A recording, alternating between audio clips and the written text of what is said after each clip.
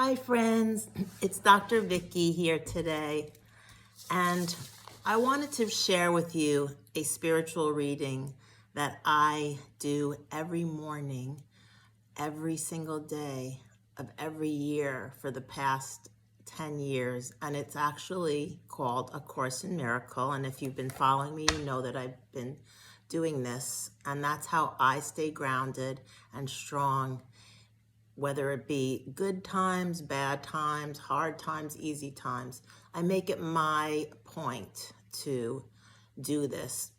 And it's so interesting how, as this corona has escalated and we thought it was going to be over in 2020, and it just seems like this never-ending event that's getting more and more intense.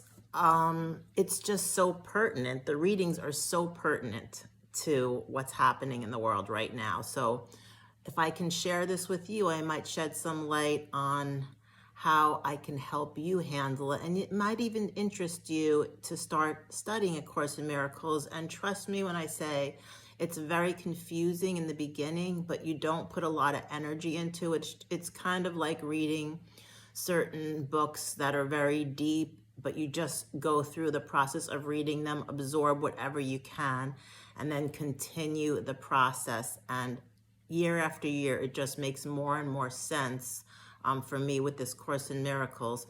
So I think you might find this really interesting. And then we're going to talk a little bit more about some things that are relative to this reading. So today's reading in A Course of Miracles is lesson 277, and there are 365 lessons in A Course of Miracles.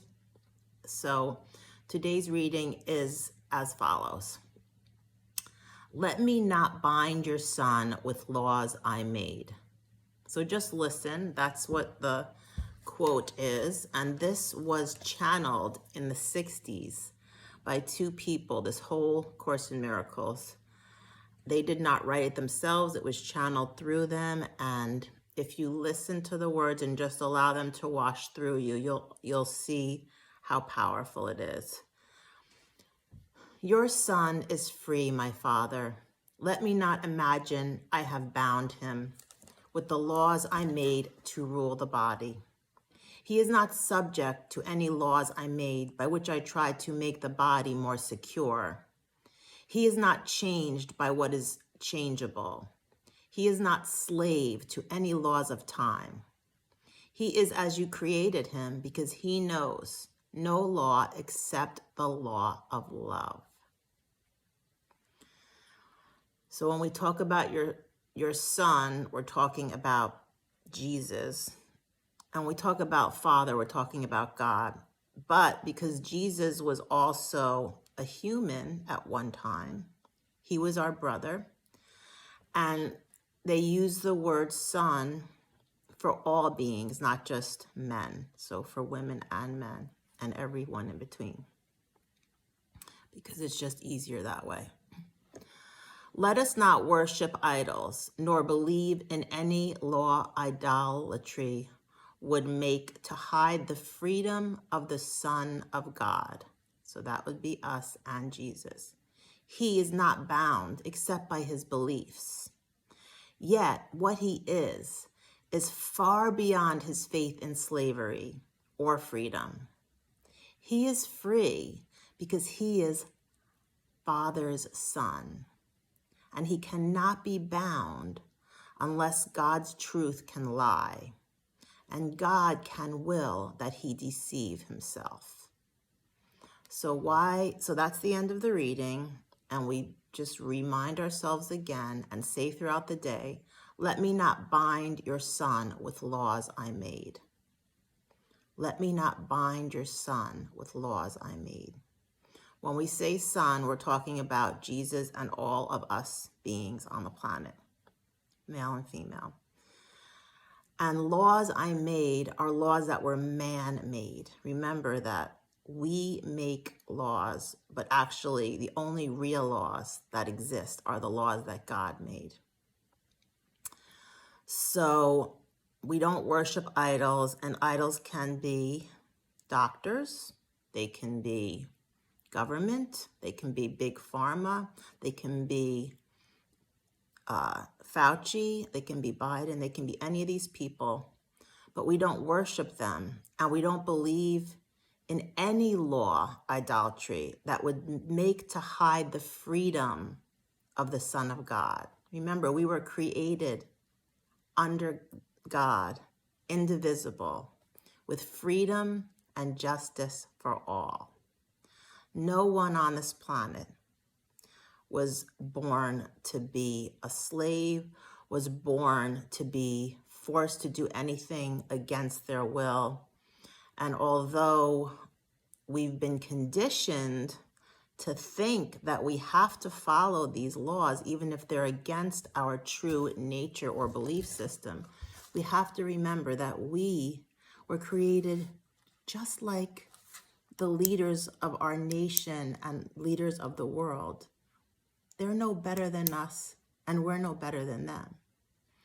But we do have a lot in common, and that is that we are children of God, and our function on this planet from the minute we came here and our ancestors came here is to be a source of love and light to each other, and to remind each other how beautiful we are, and to look through the veil of illusion which holds us down, which makes us small, which makes us weak, which makes us dislike each other and possibly hate and hurt each other.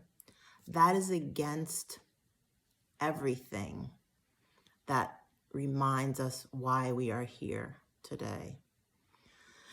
So, a reminder, let me not bind your son with the laws I made. When you say I made, it was I as in man. The laws God made were that no matter what, we have not sinned. Okay, there's something good in every single one of us, and we have to make that bigger and stronger, and we have to share that with each other and remind each other what beautiful souls we are.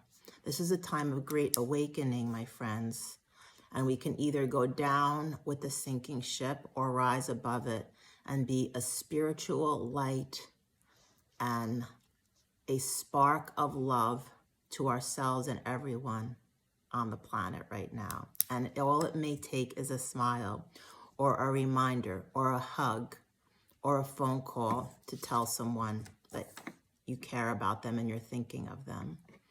And I want to just touch also on something about how we are created, because not just is our spirit of love and light and pure essence and power and strength, but so are our bodies. So yes, our bodies are not eternal, but our souls are eternal. But our bodies were created to be perfect.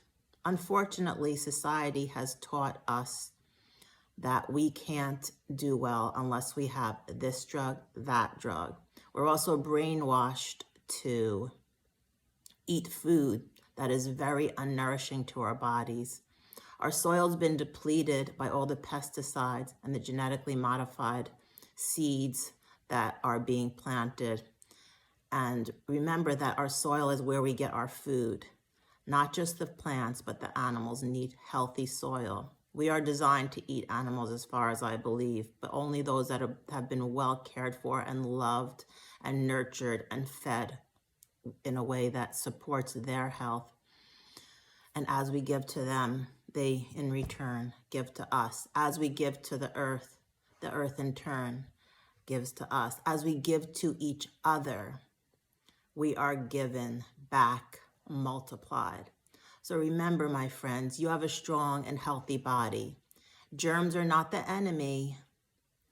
What we do to our body makes us vulnerable to germs, because we are covered in germs. We're lined in germs. Everything about us is. We are one huge colony of germs, and that's how we have a strong immune system.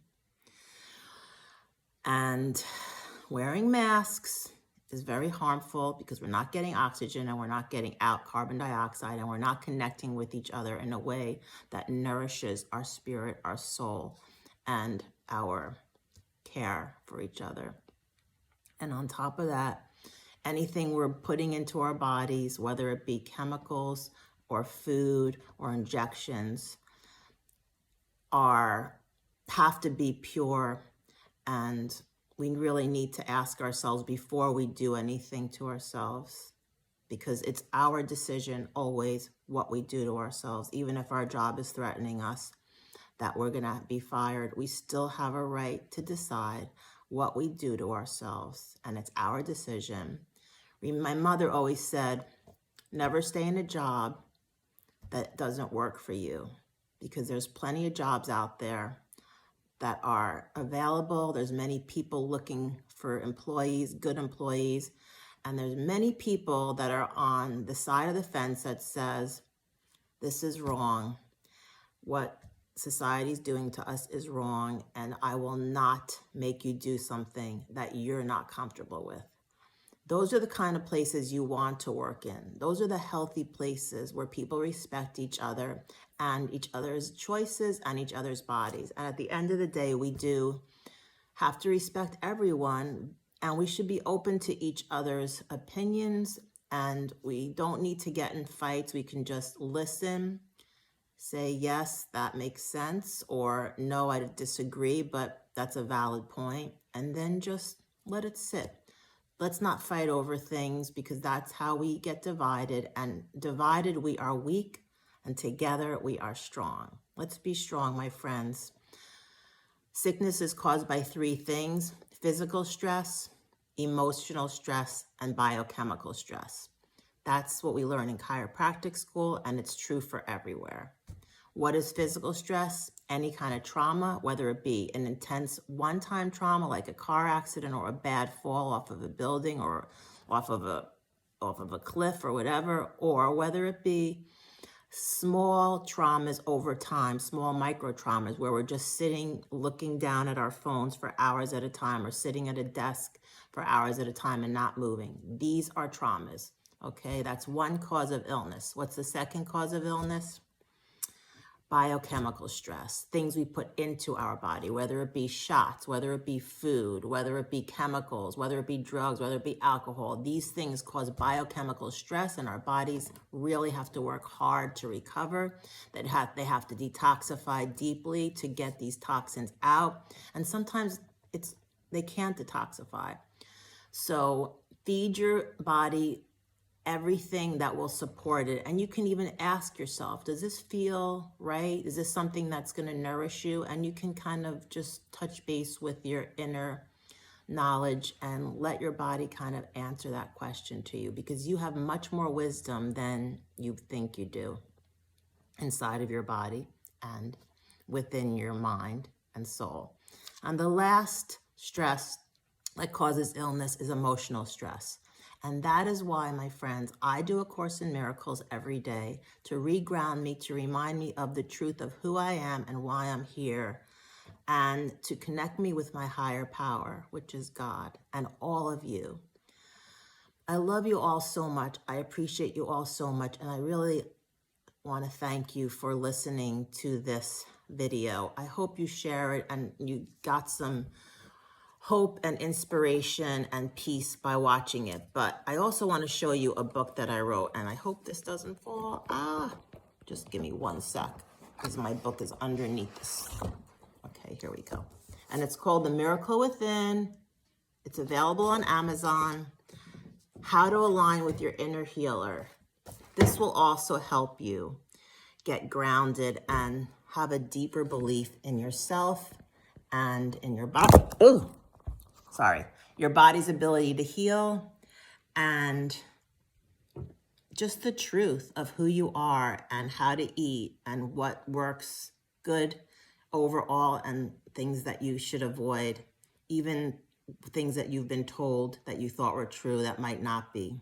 All right, my friends, thank you again for listening, and sending you love and light and joy and peace and all good things. Take care. See you next time. Bye-bye.